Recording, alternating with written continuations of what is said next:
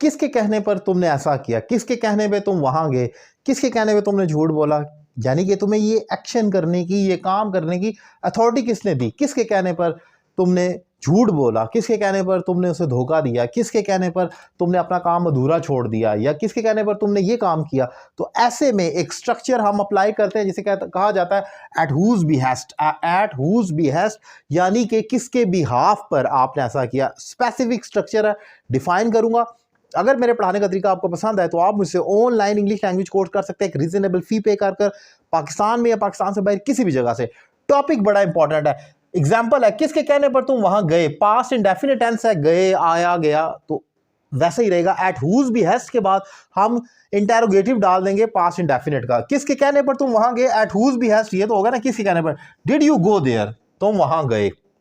आपने पॉजिटिव फिक्रा नहीं लिखना, आपने लिखा at whose behest you went there, ऐसा नहीं होगा क्योंकि ये एक सवालिया है। आप सवाल ही करें किसके कहने पर तुम वहां गए, आप यानी कि किसने कहा कि तुम वहां जाओ, यानी कि एक सवाल कर रहे हैं आप, नाम उस शख्सियत का जानना चाह रहे हैं, इंटेरोगेटिव क्वेश्चन है। तो आप इसके बाद एट हुज बिहेस्ट फ्रेज के बाद आपने इंटेरोगेटिव डाल देना है।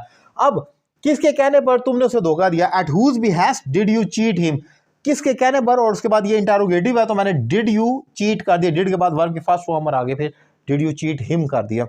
तो याद रखें, आप इसे हर टेंस में इस्तेमाल करें। किसके कहने पर तुम उसे धोखा दे रहे हो, at whose behest are you cheating him, present continuous है, दे रहे हो तो आर यू चीटिंग।